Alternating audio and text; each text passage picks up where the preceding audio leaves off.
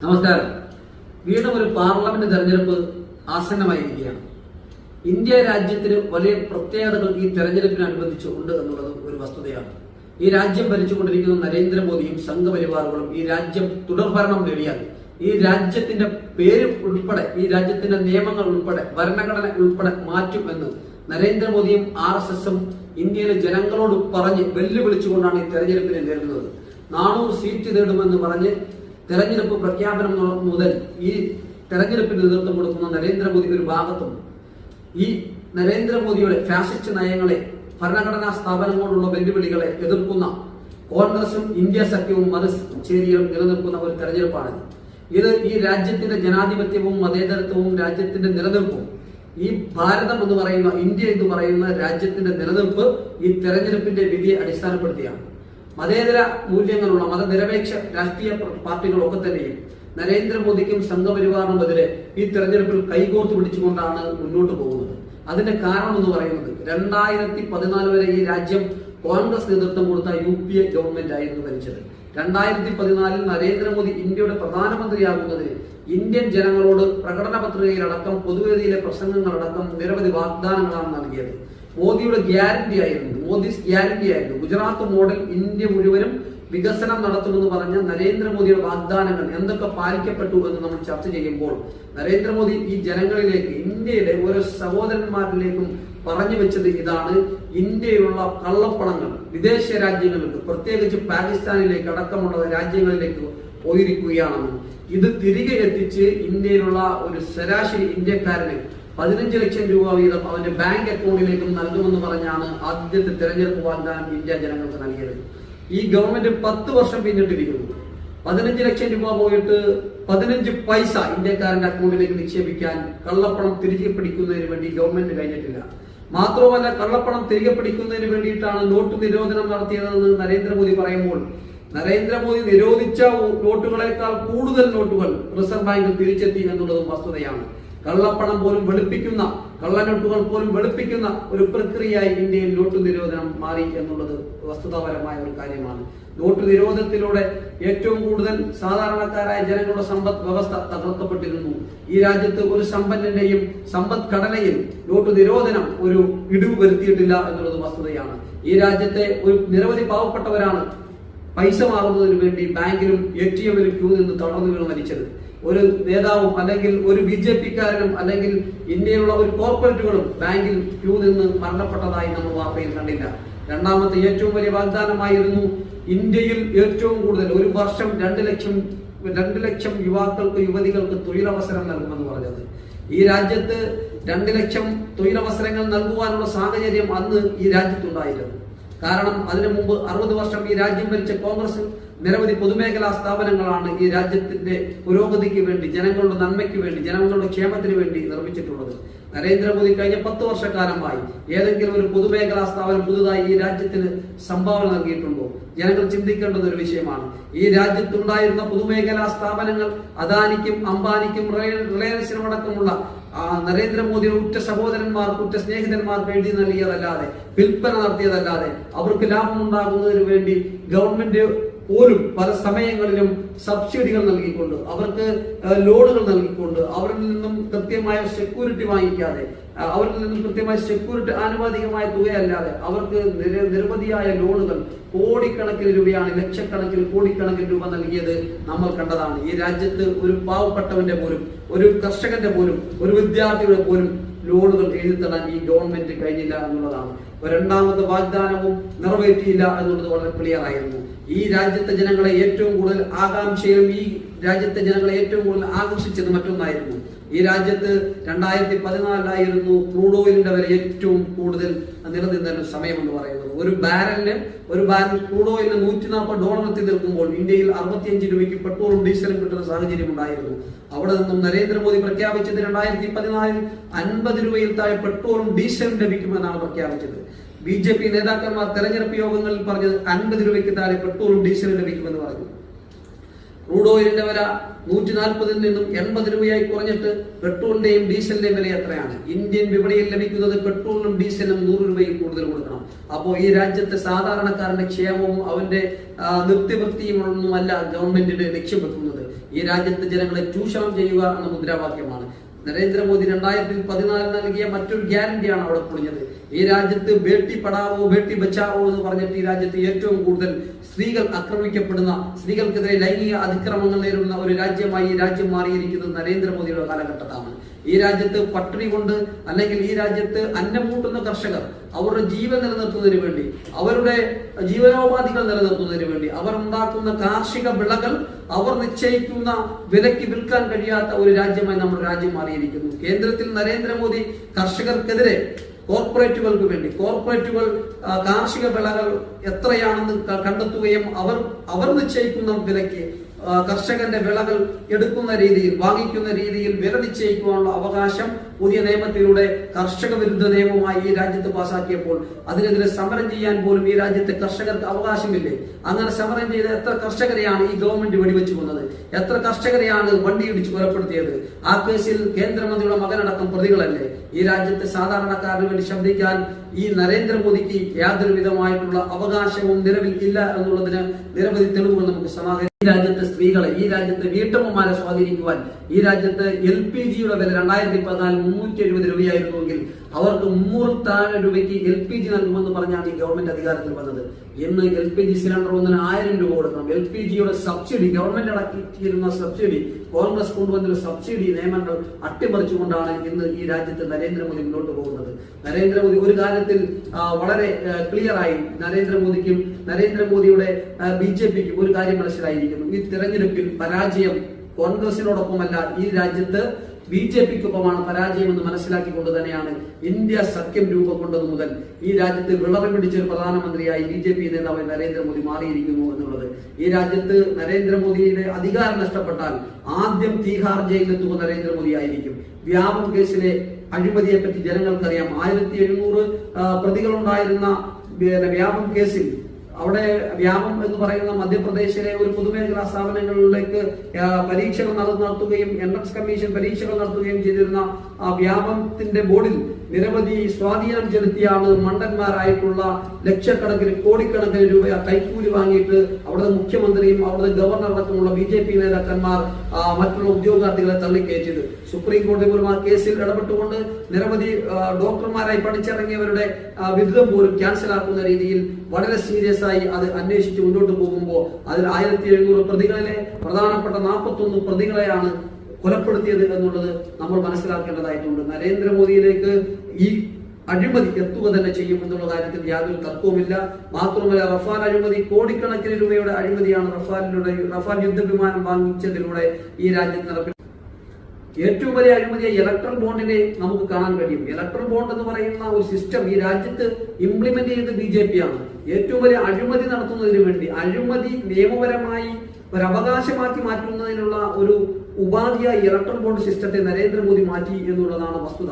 ഈ രാജ്യത്ത് ഏറ്റവും കൂടുതൽ ഒരു വർഷം കൊണ്ട് 12,000 കോടി രൂപ സമാഹരിച്ച ഒരു രാഷ്ട്രീയ പാർട്ടിയായി നരേന്ദ്രമോദിയുടെ BJP പാർട്ടി മാറിയത് EDയെയും CBI ഉപയോഗിച്ചുകൊണ്ടാണ്. EDയും CBIയും ഈ രാജ്യത്തുള്ള കമ്പനികൾക്ക്, സ്വകാര്യ കമ്പനികൾക്ക്, മറ്റ് മുതലാളിമാർക്ക് ED നോട്ടീസ് അയക്കുകയും തൊട്ടടുത്ത ദിവസം അവരുടെ കയ്യിൽ നിന്നും 1000 കോടി രൂപ കൈപ്പറ്റുകയും ചെയ്യുന്ന ഒരു സ്ഥിതിവിശേഷം ഈ രാജ്യത്ത് രാഷ്ട്രീയ പാർട്ടിക്ക് ഉണ്ടെങ്കിൽ അത് BJP ആണ്. അധികാരത്തിലിരുന്നുകൊണ്ട് അഴിമതി നടത്തുകയും അത് നിയമാനുസൃതമാക്കുകയും ചെയ്യുന്നതിനുള്ള ഇലക്ട്രൽ ബോണ്ട് സിസ്റ്റം സുപ്രീം കോടതി തടസ്സപ്പെടുത്തിയത് ഈ രാജ്യത്ത് നരേന്ദ്രമോദിക്ക് പറ്റിയ ഏറ്റവും വലിയ തിരിച്ചടിയാണെന്നുള്ള കാര്യത്തിൽ യാതൊരു തർക്കവുമില്ല, യാതൊരു സംശയവുമില്ല. നിങ്ങൾക്കറിയാം, ഈ രാജ്യത്ത് രാജ്യസ്നേഹം പറഞ്ഞുകൊണ്ടാണ് ഇപ്പോൾ വോട്ട് പിടിച്ചത്. രാജ്യസ്നേഹം പറഞ്ഞ് വോട്ട് പിടിച്ചെങ്കിൽ 2019 പാർലമെന്റ് തെരഞ്ഞെടുപ്പിൽ ദിവസങ്ങൾക്ക് മുമ്പ് ഇന്ത്യയിലെ ഏറ്റവും സുരക്ഷിതമായ സ്ഥലമായ പുൽവാമയിലൂടെ സൈനികർ സഞ്ചരിച്ചു കൊണ്ടുപോകുമ്പോൾ അവരുടെ വാഹന വ്യൂഹത്തിലേക്ക് ഒരു ബോംബാക്രമണം നടക്കുകയും തീവ്രവാദികളാണ് അത് ആക്രമിച്ചതെന്ന് പറയുകയും അതിനുശേഷം തൊട്ടടുത്ത ദിവസങ്ങളിൽ ഇലക്ട്രൽ ബോണ്ട് BJP കൈപ്പറ്റുകയും ചെയ്തിട്ടുണ്ടെങ്കിൽ, അല്ലെങ്കിൽ BJP ഇലക്ട്രൽ ബോണ്ടല്ല മുഖ്യമന്ത്രിയുടെ ദുരിതാശ്വാസ നിധിയിലേക്ക് ആയിരക്കണക്കിന് കോടി രൂപ കൈപ്പറ്റുകയും ചെയ്തിട്ടുണ്ടെങ്കിൽ അതിന്റെ ദുരൂഹത എന്താണെന്ന് പല രാഷ്ട്രീയ നേതാക്കന്മാരും മുൻ ഗവർണർമാരും ഒക്കെ നമുക്ക് പറഞ്ഞു കഴിഞ്ഞിട്ടുള്ളത് ഒരു വസ്തുതയാണ്. BJP ദേശസ്നേഹം പറഞ്ഞ് അധികാരത്തിലെത്തിയിട്ട് ഈ രാജ്യത്തെ സേവിക്കുന്ന ഈ രാജ്യത്തിന്റെ കാവൽക്കാരായി നിൽക്കുന്ന പട്ടാളക്കാരുടെ മരണത്തിന് ഉത്തരവാദികളായ തീവ്രവാദികളെ പിടിക്കാൻ ഈ രാജ്യത്ത് പ്രധാനമന്ത്രിക്കും കഴിഞ്ഞിട്ടില്ല എന്നുള്ളത് വളരെ വസ്തുതാപരമായ ഒരു കാര്യമാണ്.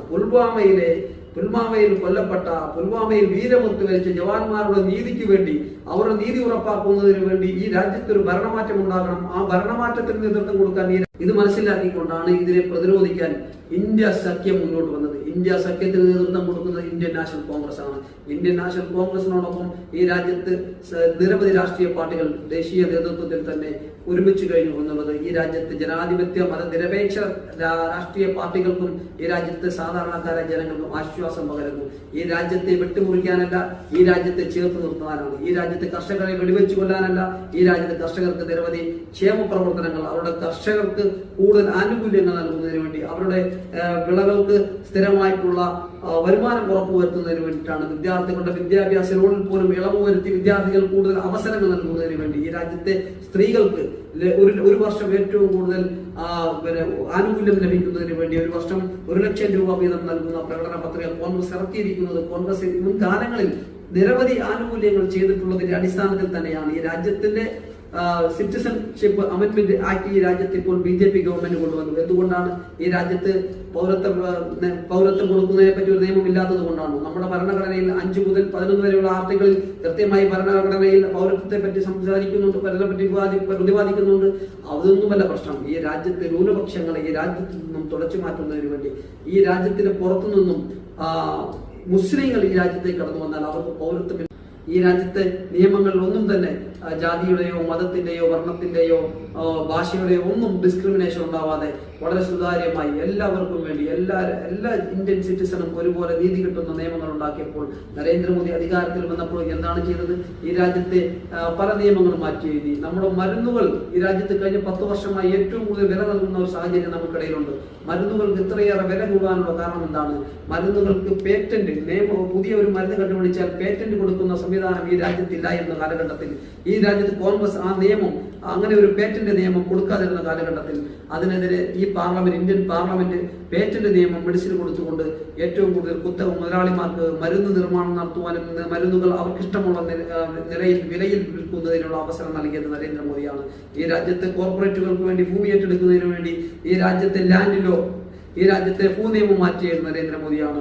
ഓരോന്നും പരിശോധിക്കുമ്പോൾ നിങ്ങൾക്കറിയാം, ഈ രാജ്യത്തെ ന്യൂനപക്ഷങ്ങളെ വേട്ടയാടുന്നതിന് വേണ്ടി, പ്രത്യേകിച്ച് മുസ്ലിങ്ങളെ വേട്ടയാടുന്നതിന് വേണ്ടി, ക്രൈസ്തവരെ വേട്ടയാടുന്നതിന് വേണ്ടി, ദളിതന്മാരെ വേട്ടയാടുന്നതിന് വേണ്ടിയിട്ടുള്ള പുതിയ നയങ്ങൾ, പ്രഖ്യാപനങ്ങൾ ഈ രാജ്യത്ത് നടത്തുകയാണ്. ഈ രാജ്യത്ത് നിങ്ങളൊന്ന് മനസ്സിലാക്കണം, ഹിജാബ് ധരിച്ചതിന്റെ പേരിൽ ഒരു പെൺകുട്ടിയുടെ ശിരോവസ്ത്രം വെച്ചുകൊണ്ട് പരീക്ഷ എഴുതാൻ കടത്തിവിടുന്ന ഒരു സമ്പ്രദായം ഈ രാജ്യത്തിലേക്ക് കൊണ്ടുവന്നതാരാണ്? ഈ രാജ്യത്ത് ബീഫ് കഴിച്ചാൽ അവനെ കൊലപ്പെടുത്തുന്ന സമ്പ്രദായം ഈ രാജ്യത്ത് കൊണ്ടുവന്നതാരാണ്? ഈ രാജ്യത്ത് ബീഫ് ഏറ്റവും കൂടുതൽ കയറ്റുമതി ചെയ്യുന്നതാരാണെന്ന് ചോദിച്ചാൽ ഈ രാജ്യത്ത് നരേന്ദ്രമോദി ഏറ്റവും അടുത്ത സുഹൃത്ത്, ഏറ്റവും അടുത്ത അനുയായി കൂടിയായിട്ടുള്ള അദാനിയാണ് ലോകത്ത് ഏറ്റവും കൂടുതൽ ബീഫ് കയറ്റി അയക്കുന്ന ഏറ്റവും വലിയ ഒരു പ്രസ്ഥാനത്തിന് ഉടമയായിട്ടുള്ളത്. ഈ രാജ്യത്ത് തുറമുഖങ്ങൾ അദ്ദേഹത്തിന് ഏറ്റവും കൂടുതൽ ലാഭം കിട്ടുന്നതിന് വേണ്ടി നൽകുന്നു, വിമാനത്താവളങ്ങൾ നൽകുന്നു, ഈ രാജ്യത്തെ പൈതൃകങ്ങൾ ഓരോന്നോരോന്നായി നൽകുന്നു. ഇനിയും നൽകുവാൻ എന്താണുള്ളത്? ഇതിനെതിരെ പോരാടുന്ന, ഇതിനെതിരെ പ്രതികരിക്കുന്ന ആളുകളെ ED ഉപയോഗിച്ചുകൊണ്ട്, CBI ഉപയോഗിച്ചുകൊണ്ട് ഭീഷണിപ്പെടുത്തുന്ന ഒരു രാഷ്ട്രീയ സാഹചര്യം ഇന്ത്യയിൽ പരിചയപ്പെടുത്തിയത് നരേന്ദ്രമോദിയല്ലേ? ഈ രാജ്യത്ത് നരേന്ദ്രമോദിയെയും സംഘപരിവാറുകളെയും എതിർക്കുന്ന, ഫാസിസ്റ്റുകളെ എതിർക്കുന്ന രാഷ്ട്രീയ പാർട്ടിയെ നരേന്ദ്രമോദിയെ എതിർത്തതിന്റെ പേരിലാണ് രാഹുൽ ഗാന്ധി ED ചോദ്യം ചെയ്യുവാൻ, CBI ചോദ്യം ചെയ്യുവാനും ഇടയായ സാഹചര്യം എന്താണ്? സോണിയാഗാന്ധിയെ ദിവസങ്ങളോളം കൊണ്ടുപോയി ചോദ്യം ചെയ്യാനുള്ള കാരണം എന്താണ്? അവിടെയൊന്നും കോൺഗ്രസ് ഭയപ്പെടുകയില്ല. കോൺഗ്രസ് കൃത്യമായി ഈ രാജ്യത്തിന്റെ മതനിരപേക്ഷതയോടൊപ്പം, ഈ രാജ്യത്തിന്റെ ഭരണഘടനയോടൊപ്പം നിലകൊണ്ടുകൊണ്ട് 60 വർഷം ഈ രാജ്യം ഭരിച്ചിട്ട് ഒരു രാഷ്ട്രീയ എതിരാളിയെയും ഇത്തരത്തിൽ ചൂഷണം ചെയ്യാനും ഭയപ്പെടുത്താനും ജയിലടയ്ക്കാനും കോൺഗ്രസ് തയ്യാറായിട്ടില്ല എന്നുള്ളത് വസ്തുതയാണ്. അങ്ങനെ ഇരിക്കുന്ന ഒരു ഇന്ത്യ മഹാരാജ്യത്ത്, ഇന്ത്യയുടെ സുവർണ്ണ കാലഘട്ടത്തിലേക്ക് ഇന്ത്യ കടക്കുമ്പോൾ, ലോകത്തിലെ തന്നെ ഏറ്റവും വലിയ സാമ്പത്തിക ശ്രേണിയിൽ നോക്കുമ്പോൾ 3ാം സ്ഥാനത്തേക്ക് കുതിച്ചുകൊണ്ടിരുന്ന ഇന്ത്യ മഹാരാജ്യത്ത്, ലോകത്തെ ഏറ്റവും വലിയ ടെക്നോക്രാറ്റുകളെ ലോകത്തിന്റെ വിവിധ രാജ്യങ്ങൾ കയറ്റി വെച്ചുകൊണ്ടിരുന്ന, ഏറ്റവും നല്ല ക്വാളിറ്റി ഓഫ് എഡ്യൂക്കേഷൻ കൊടുത്തുകൊണ്ടിരുന്ന ഒരു രാജ്യമായ നമ്മുടെ രാജ്യത്ത് നിന്നും ഇന്ന് യുവാക്കൾ എഡ്യൂക്കേഷന് വേണ്ടി, ക്വാളിറ്റി ഓഫ് എഡ്യൂക്കേഷന് വേണ്ടി വിദേശ രാജ്യങ്ങളിലേക്ക് പോവുകയാണ്. നമ്മുടെ സിറ്റിസൺഷിപ്പ്, നമ്മുടെ രാജ്യത്തിന്റെ പൗരത്വം തന്നെ വേണ്ട എന്ന് പറഞ്ഞുകൊണ്ട് മൈഗ്രേറ്റ് ചെയ്ത് പോവുകയാണ്. നിരവധി യുവാക്കൾ ജനങ്ങൾക്ക് ഇന്ന് പാർലമെന്റ് തെരഞ്ഞെടുപ്പിനെ കുറിച്ചല്ല ആശങ്ക, അവരുടെ ജീവിതത്തെ കുറിച്ച് ആശങ്ക. അവർ പറയുന്നത് അവർക്ക് +2 വിദ്യാഭ്യാസം കഴിഞ്ഞാൽ അവർക്ക് ഇന്ത്യ വേണ്ട, ഭാരതം വേണ്ട, അവർക്ക് വേണ്ടുന്നത് വിദേശ രാജ്യങ്ങളാണ്. കാരണം ഇന്ത്യയിൽ തൊഴിലവസരങ്ങളില്ല, ഇന്ത്യയിൽ കൂടുതൽ ഇൻഫ്രാസ്ട്രക്ചറുള്ള കൂടുതൽ അവസരങ്ങളില്ല എന്നുള്ളത് അവർ തിരിച്ചറിഞ്ഞിരിക്കുന്നു. കൂടുതൽ ടെക്നോളജികൾ, കൂടുതൽ അവസരങ്ങൾ ഒന്നും തന്നെ, അല്ലെങ്കിൽ ഗവൺമെന്റിന്റെ ഭാഗത്ത് കൂടുതൽ പോളിസികൾ ഇവരെ സഹായിക്കാൻ വേണ്ടിയില്ല എന്നുള്ളത് അവർ തിരിച്ചറിഞ്ഞിരിക്കുന്നു എന്നുള്ളതാണ്. അവർക്ക് ജനങ്ങൾക്ക്, അല്ലെങ്കിൽ യുവാക്കൾക്ക്, അല്ലെങ്കിൽ യുവതികൾക്ക്, വരും തലമുറകൾക്ക്, ഈ ന്യൂ ജനറേഷന് ഗവൺമെന്റിൽ ഒരു വിശ്വാസമില്ല എന്നുള്ള കാര്യം ഈ പറയുന്ന അധികാരികൾ തിരിച്ചറിയുന്നില്ല എന്നുള്ളത് ഒരു വിഷമകരമായ ഒരു കാര്യമാണ്. ഗവൺമെന്റിന്, ഈ രാജ്യത്ത് ജനങ്ങളോടൊപ്പം നിൽക്കുന്ന ഗവൺമെന്റിനെ ജനങ്ങൾക്ക് വിശ്വാസമില്ലാത്ത ഒരു സാഹചര്യം, അവിടെയാണ് മോദി പറയുന്നത് 400 സീറ്റിലേക്ക് അധികാരത്തിൽ വരുമെന്ന്. തീർച്ചയായും അത്തരത്തിൽ അധികാരത്തിൽ വന്നാൽ പോലും അത് രാഹുൽ ഗാന്ധി പറഞ്ഞതുപോലെ EVM മിഷനിലുള്ള ഒരു വിശ്വാസം മാത്രമായിരിക്കും എന്നുള്ള തിരിച്ചറിവ് ജനങ്ങൾക്കുണ്ട്. ഈ രാജ്യത്ത് എതിർക്കുന്ന ആളുകളെ ഏറ്റവും കൂടുതൽ എതിർക്കുന്ന രാഹുൽ ഗാന്ധിയെ അദ്ദേഹത്തിന്റെ പാർലമെന്റ് മെമ്പർ സ്ഥാനം വരെ നിമിഷങ്ങൾക്കുള്ളിൽ ഒരു ഡിഫർമേഷൻ കേസിൽ 2 വർഷം ശിക്ഷിക്കപ്പെട്ടു. അത് ആ കേസിന്റെ അടിസ്ഥാനത്തിൽ ലോക്സഭാ സെക്രട്ടറി നിമിഷങ്ങൾക്കകം അദ്ദേഹത്തിന്റെ പാർലമെന്റ് മെമ്പർ സ്ഥാനം ഡിസ്ക്വാളിഫിക്കേഷൻ ചെയ്യുകയും അദ്ദേഹത്തിന്റെ വീട് ഒഴിപ്പിക്കുകയും ചെയ്യുന്ന നടപടിയൊക്കെ നമ്മൾ കണ്ടതാണ്. ഈ ഏറ്റവും തെരഞ്ഞെടുപ്പ് അടുത്തിരിക്കുന്ന സാഹചര്യത്തിലാണ് ഇന്ത്യ സഖ്യത്തോടൊപ്പം നിന്ന മതേതര ചേരിക്കൊപ്പം നിൽക്കുന്ന ഡൽഹിയുടെ മുഖ്യമന്ത്രിയായിട്ടുള്ള അരവിന്ദ് കെജ്രിവാളിനെ ED അറസ്റ്റ് ചെയ്ത് ജയിലിലടയ്ക്കുന്നത്, മമതാ ബാനർജിക്കെതിരെ നോട്ടീസ് കൊടുക്കുന്നു. ഇതിനു മുമ്പ് നമുക്കറിയാം കോൺഗ്രസിന്റെ നേതാവായിട്ടുള്ള DK ശിവകുമാറിനെ അറസ്റ്റ് ചെയ്തത്. നിരവധി രാഷ്ട്രീയ നേതാക്കന്മാരെ EDയെയും CBIയെയും ഉപയോഗിച്ച് കള്ളക്കേസ് കൊടുക്കുമ്പോൾ കേരളത്തിലെ ഒരു പ്രത്യേക രാഷ്ട്രീയ സാഹചര്യം കൂടി നമ്മൾ തിരിച്ചറിയേണ്ടതായിട്ടുണ്ട്. കേരളത്തിലെ മുഖ്യമന്ത്രിക്ക് ED നോട്ടീസ് വന്നു. ലോകം ഞെട്ടിച്ച, അല്ലെങ്കിൽ ലോകത്തെ ഞെട്ടിച്ച, വിദേശ രാജ്യങ്ങളെ ഞെട്ടിച്ച, എല്ലാ രാഷ്ട്രീയ പാർട്ടികളെയും ഞെട്ടിച്ച സ്വർണ്ണക്കടത്ത് കേസിൽ ED അന്വേഷണം നടത്തിയിട്ട് വർഷം 5 കഴിഞ്ഞിട്ട് പോലും കേരളത്തിലെ മുഖ്യമന്ത്രിയെ ED ചോദ്യം ചെയ്യാൻ തയ്യാറായിട്ടില്ല. കരിമണൽ കേസിൽ മുഖ്യമന്ത്രിയുടെ മകൾക്കെതിരെ ED അന്വേഷണം നടത്തി, SFIO അന്വേഷണം നടത്തുന്നു, ഇതുവരെ ചോദ്യം ചെയ്യാൻ തയ്യാറായിട്ടില്ല എന്നുള്ളത് വസ്തുതയാണ്. ലാവ്ലിൻ കേസിൽ 64 തവണ വാദം മാറ്റിവെക്കാൻ സുപ്രീം കോടതി പോലും തയ്യാറായിട്ടുണ്ട് എങ്കിൽ നരേന്ദ്രമോദിയും പിണറായി വിജയനും തമ്മിലുള്ള അന്തർധാര എന്താണെന്ന് ഞാൻ പറയാതെ തന്നെ ജനങ്ങൾക്ക് മനസ്സിലാക്കാൻ സാധിക്കുന്നതാണ്. അതുകൊണ്ട് തന്നെ ഈ രാജ്യത്ത് കോൺഗ്രസ് മുക്തമാകണം എന്ന് പറയുന്നത് ഒന്ന് BJP ആണ്, കേരളത്തിൽ നിന്നും കോൺഗ്രസ് മുക്തമാകണം എന്ന് പറയുന്നത് CPM ആണ്. CPM എന്ന് പറയുന്നതും BJP എന്ന് പറയുന്നതും 2 അധികാര കേന്ദ്രങ്ങളായി ഇന്ന് ഇന്ത്യയിലും കേരളത്തിലും നിലനിൽക്കുമ്പോൾ ഈ രാജ്യത്തെ ജനങ്ങൾ ഒന്ന് മനസ്സിലാക്കേണ്ടത് നമുക്ക് ജീവിക്കുവാൻ കഴിയുന്ന സാഹചര്യം നമ്മുടെ നാട്ടിലുണ്ടോ എന്നുള്ളതാണ്. ഈ രാജ്യത്ത് നമുക്ക് ഒരു നിത്യോപയോഗ സാധനങ്ങളുടെ വില പരിശോധിക്കുമ്പോൾ നമുക്ക് എങ്ങനെയാണ് നമുക്ക് കിട്ടുന്ന ശമ്പളത്തിൽ നിന്നും നമ്മുടെ എക്സ്പെൻഡിച്ചർ കോമ്പൻസേറ്റ് ചെയ്തുകൊണ്ട് നമുക്ക് മുന്നോട്ട് പോകാൻ സാധിക്കുന്നത്. നമ്മുടെ വരുമാനം വർദ്ധിക്കുന്നില്ല, പക്ഷേ നിത്യോപയോഗ സാധനങ്ങളുടെ വിലകൾ കുത്തനെ കൂടുകയാണ്. ഈ സാഹചര്യത്തിൽ അധികാരി വർഗങ്ങൾക്കൊപ്പം നമുക്ക് എങ്ങനെ നിൽക്കാൻ സാധിക്കും? ഈ തെരഞ്ഞെടുപ്പ് അതിന് ഒരു തിരിച്ചെഴുത്തലായി നമ്മൾ ഉപയോഗിക്കേണ്ടതായിട്ടില്ലേ എന്ന് നിങ്ങൾ ചിന്തിക്കാൻ തയ്യാറാകണം. അതുപോലെ തന്നെ ഈ കേരളത്തിൽ നിങ്ങൾ പരിശോധിക്കുമ്പോൾ പോക്സോ കേസുകളിൽ പോലും കമ്മ്യൂണിസ്റ്റുകാർ, DYFIക്കാർ പ്രതിയാകുമ്പോൾ അവിടെ പ്രോസിക്യൂഷൻ പരാജയപ്പെടുകയും അതിന്റെ അന്വേഷണത്തിൽ കൃത്യമായി പോലീസ് അട്ടിമറി നടത്തുകയും ആ പ്രതികളെ സംരക്ഷിക്കുകയും ചെയ്തതാണ് വാളയാറിലും വണ്ടിപ്പെരിയാറും കണ്ടത്. 6 വയസ്സ് മാത്രം പ്രായമുള്ള കുഞ്ഞു ഗുരുതരെ പോലും കാമവഴിയോടുകൂടി കാണുന്ന ആളുകളെ സംരക്ഷിക്കുന്ന ഒരു ഗവൺമെന്റായി കേരളത്തിലെ ഗവൺമെന്റ് മാറിയിരിക്കുന്നു. റിയാസ് മൗലവിയെ പോലെ പള്ളിയിൽ ഉറങ്ങിക്കിടന്ന ഒരു മൗലവിയെ RSSകാർ സംഘം ചേർന്ന് കഴുത്തറുത്ത് കൊലപ്പെടുത്തിയിട്ട് അതിലെ പ്രതികൾക്ക് ജീവപര്യന്തം ശിക്ഷ ലഭിക്കേണ്ടുന്ന സാഹചര്യത്തിൽ നിന്നും അവരെ വെറുതെ വിടുന്ന സാഹചര്യം കേരളത്തിൽ ഉണ്ടായിട്ടുണ്ടെങ്കിൽ അത് കേരളത്തിന്റെ ആഭ്യന്തര വകുപ്പിന്റെ വീഴ്ചയാണ്. 2017 കേരളത്തിന്റെ ആഭ്യന്തരമന്ത്രി എന്ന് പറയുന്നത് പിണറായി വിജയനാണ്. RSSുമായിട്ടുള്ള നിരവധി ബന്ധങ്ങൾ പറഞ്ഞ് ധരിപ്പിക്കാൻ കഴിയുന്ന രീതിയിലുള്ള നിരവധി സംഭവങ്ങൾ നമ്മുടെ കേരളത്തിൽ ഉണ്ടായിട്ടുണ്ട്. കേരളത്തിൽ തുടർഭരണം ലഭിക്കുന്നതിന് വേണ്ടി BJPയും CPM നടത്തിയ അന്തർധാരയുടെ അടിസ്ഥാനത്തിൽ ഇന്നും പല കാര്യങ്ങളും അങ്ങോട്ടും ഇങ്ങോട്ടും വിട്ടുവീഴ്ച ചെയ്തുകൊണ്ട് മുന്നോട്ട് പോവുകയാണ്. ഈ രാജ്യത്തെ നിലനിർത്തേണ്ടുന്ന അവകാശങ്ങളുള്ള ഈ രാജ്യത്തെ ഇതുപോലെ തന്നെ ഒരു മതേതര ജനാധിപത്യ രാജ്യമായി നിലനിർത്തേണ്ട ആവശ്യമുള്ള കോൺഗ്രസിനാണ്. കാരണം സ്വാതന്ത്ര്യ സമരം ഈ രാജ്യത്ത് ബ്രിട്ടീഷ് സാമ്രാജ്യത്തിനെതിരെ നടത്തിയത് കോൺഗ്രസ് ആണ്. ഈ രാജ്യത്ത് ബ്രിട്ടീഷ് സാമ്രാജ്യത്തിനെതിരെ ഇത്രയും വലിയൊരു സമരം നടത്തി ഈ രാജ്യം പട്ടിണി രാജ്യമായി സ്വാതന്ത്ര്യം കിട്ടുമ്പോൾ അതിന് ഇത്രയേറെ ഇൻഫ്രാസ്ട്രക്ചറുള്ള, ഇത്രയേറെ റോഡുകളുള്ള, വിമാനത്താവളങ്ങളുള്ള, റെയിൽവേ ശൃംഖലയുള്ള, വിദ്യാഭ്യാസ സ്ഥാപനങ്ങളുള്ള, ആരോഗ്യ സ്ഥാപനങ്ങളുള്ള, ഏറ്റവും കൂടുതൽ ലോകത്ത് തന്നെ ഏറ്റവും കൂടുതൽ ഗവൺമെന്റ് എംപ്ലോയീസ് ഉള്ള ഒരു രാജ്യമായി നമ്മുടെ രാജ്യത്തെ മാറ്റി ജനങ്ങൾക്ക് സേവനം നൽകുന്ന ഒരു രാജ്യം ഇതല്ലാതെ വേറെ ഏത് രാജ്യമാണുള്ളത്? ഇവിടെയല്ല വിധവകൾക്ക് വിധവാ പെൻഷൻ, ഇന്ദിരാഗാന്ധിയുടെ പേരിലുള്ള വിധവാ പെൻഷൻ ലഭിക്കുന്നത്, ഡിസബിലിറ്റിക്ക് ഡിസബിലിറ്റി പെൻഷൻ ലഭിക്കും, ഡിസബിലിറ്റി ഉള്ളവർക്ക് ഇല്ലാത്തവർക്ക് ഡിസബിലിറ്റി പെൻഷൻ ലഭിക്കുന്നത്, വിധവകൾക്ക് ഇന്ദിരാഗാന്ധിയുടെ പേരിലുള്ള വിധവ പെൻഷൻ ലഭിക്കുന്ന ഒരു രാജ്യം, ഇതൊക്കെ കോൺഗ്രസിന്റെ കൺസെപ്റ്റ് ആയിരുന്നു. ഒരു വെൽഫെയർ സ്റ്റേറ്റ് ആക്കുക എന്നുള്ള ഉദ്ദേശത്തോടു കൂടി ഈ രാജ്യത്തെ ഭരണഘടന ഉണ്ടാക്കുകയും ഈ രാജ്യത്തിന്റെ പുതിയ പുതിയ പോളിസികൾ ഉണ്ടാക്കുകയും നിയമങ്ങൾ ഉണ്ടാക്കുകയും ചെയ്തത് കോൺഗ്രസ് ആണ്. ആ കോൺഗ്രസിന് ഇത്തരത്തിൽ നരേന്ദ്രമോദിയുടെ ഫാസിസ്റ്റ് നയങ്ങൾ വരുമ്പോൾ വിഷമങ്ങൾ ഉണ്ടാവുകയും അതിനെതിരെ പ്രതികരിക്കുവാനും അതിനെതിരെ പ്രതിഷേധിക്കുവാനും കോൺഗ്രസ് തയ്യാറാകുന്നതിന്റെ ആവശ്യകത മനസ്സിലാക്കിക്കൊണ്ട് തന്നെയാണ് ഇന്ന് ഈ തിരഞ്ഞെടുപ്പിനെ ഒരു സഖ്യമുണ്ടാക്കുകയും ഇന്ത്യ രാജ്യത്ത് നരേന്ദ്രമോദിക്കെതിരെ സംഘപരിവാറിനെതിരെ ഈ രാജ്യത്ത് വോട്ടുകൾ വിഘടിച്ചു പോകാതിരിക്കുന്നതിന് വേണ്ടി ഏറ്റവും വലിയ വിട്ടുവീഴ്ചകൾ ചെയ്ത് ഇന്ന് പാർലമെന്റിലെ പ്രതിപക്ഷ സ്ഥാനത്തുള്ള 54 പാർലമെന്റ് മെമ്പറുള്ള കോൺഗ്രസ് അടുത്ത തവണ 150 സീറ്റിലേക്ക് വർദ്ധിപ്പിച്ചുകൊണ്ട് തന്നെ ഇതിന്റെ ഭരണസ്ഥിര കേന്ദ്രത്തിൽ പിടിമുറക്കുന്നതിന് വേണ്ടി നരേന്ദ്രമോദിയെയും സംഘപരിവാറുകളെയും കോർപ്പറേറ്റുകളെയും, ഈ കോർപ്പറേറ്റുകൾ എന്ന് പറയുമ്പോൾ ഈ രാജ്യത്ത് കച്ച് മരുഭൂമിയിൽ നിന്നും കരണ്ടുണ്ടാക്കി പാകിസ്ഥാനിലേക്ക് വിൽപ്പന നടത്തുന്നതിന് വേണ്ടി അദാനിക്ക് കരാർ എഴുതി നൽകിയ നരേന്ദ്രമോദിയാണ് പറയുന്നത്. അതുപോലെ തന്നെ നരേന്ദ്രമോദി അദാനിക്ക് വേണ്ടിയിട്ട് തുറമുഖങ്ങളിലും SBI അടക്കമുള്ള ബാങ്കുകൾക്കും ഒക്കെ നിരവധി ആനുകൂല്യങ്ങൾ നൽകി, നിരവധി മറ്റ് സഹായങ്ങൾ നൽകി മുന്നോട്ട് പോകുമ്പോൾ അതിനെതിരെയൊക്കെ പ്രതികരിക്കുന്ന ഒരു രാഷ്ട്രീയ പാർട്ടിയുടെ നേതാക്കന്മാരെ തുറങ്കിലടച്ചുകൊണ്ട് അവരുടെ വാ മൂടിക്കെട്ടുവാനുള്ള ശ്രമങ്ങൾക്കെതിരെ ഈ ജനാധിപത്യ രാജ്യം വിധിയെഴുതുന്ന ഒരു സമയമായി വന്നു. ഇത് ജനാധിപത്യത്തിന്റെ ഉത്സവകാലമാണ്. ഈ രാജ്യം ഇനി ഒരു പൊതു തെരഞ്ഞെടുപ്പിനെ നേരിടണമെങ്കിൽ ഈ തെരഞ്ഞെടുപ്പിൽ നരേന്ദ്രമോദി അധികാരത്തിൽ നിന്നും സ്ഥാനഭ്രംശനാകേണ്ട കാര്യമുണ്ട് എന്നുള്ള തിരിച്ചറിവ് കേരളത്തിലടക്കമുള്ള കാര്യമുണ്ട്. അതുകൊണ്ട് തന്നെ ഈ രാജ്യത്തെ മുഴുവൻ ജനങ്ങളും, ഈ രാജ്യത്തെ വോട്ട് ചെയ്യാൻ പ്രാപ്തിയുള്ള 18 വയസ്സായിട്ടുള്ള വോട്ടർ ലിസ്റ്റിൽ പേരുള്ള മുഴുവൻ ആളുകളും ജനാധിപത്യ മൂല്യം നിലനിർത്തിക്കൊണ്ട് തന്നെ ഈ രാജ്യത്തിന്റെ പൗരാവകാശം നിലനിൽക്കണം, ഈ രാജ്യത്ത് നിലനിൽക്കുന്ന സാമൂഹ്യ നീതി നിലനിൽക്കണം, ഈ രാജ്യത്ത് വർണ്ണ ബോധ വ്യത്യാസത്തിന്റെ അടിസ്ഥാനത്തിൽ അല്ല, ജാതിയുടെ വ്യത്യാസത്തിലല്ല, മതത്തിന്റെ വ്യത്യാസത്തിലല്ല, വർണ്ണത്തിന്റെ വ്യത്യാസത്തിലല്ല, രാഷ്ട്രീയ പാർട്ടിയുടെ വ്യത്യാസത്തിലല്ല, മറിച്ച് ഈ രാജ്യം നിലനിൽക്കേണ്ടുന്ന ആവശ്യകത ഈ രാജ്യത്ത് ഓരോ ജനങ്ങൾക്കും ഉണ്ട് എന്നുള്ള തിരിച്ചറിവ് കൂടി വോട്ട് ചെയ്യണം. അത് കോൺഗ്രസിനോടൊപ്പമാകണം. കോൺഗ്രസിന് മാത്രമേ ഈ രാജ്യത്ത് നരേന്ദ്രമോദിക്കെതിരെ ഒരു സർക്കാർ ഉണ്ടാക്കാൻ കഴിയൂ. ഈ രാജ്യത്ത് ഏറ്റവും വലിയ ഒരു ഒറ്റക്കക്ഷിയായി BJPയെ പരാജയപ്പെടുത്താനുള്ള രാഷ്ട്രീയ പാർട്ടിയായി മാറാൻ കഴിയും. ആ തിരിച്ചറിവ് നമുക്കുണ്ടാവണം. കേരളത്തിൽ നിന്നും കോൺഗ്രസ് ജയിച്ചാലും കമ്മ്യൂണിസ്റ്റ് ജയിച്ചാലും ഇന്ത്യ സഖ്യത്തിനോടൊപ്പമാണ്. പക്ഷേ കമ്മ്യൂണിസ്റ്റുകാർ ജയിച്ചാൽ ഈ രാജ്യത്തെ ഏറ്റവും വലിയ ഒറ്റക്കക്ഷിയായി കോൺഗ്രസ് വരാൻ സാധിക്കത്തില്ല. കോൺഗ്രസിന്റെ നിലവിലെ സീറ്റുകളുടെ എണ്ണം കുറയും. അതുകൊണ്ട് തന്നെ ആ തിരിച്ചറിവ് ജനങ്ങൾക്കുണ്ടാവണം.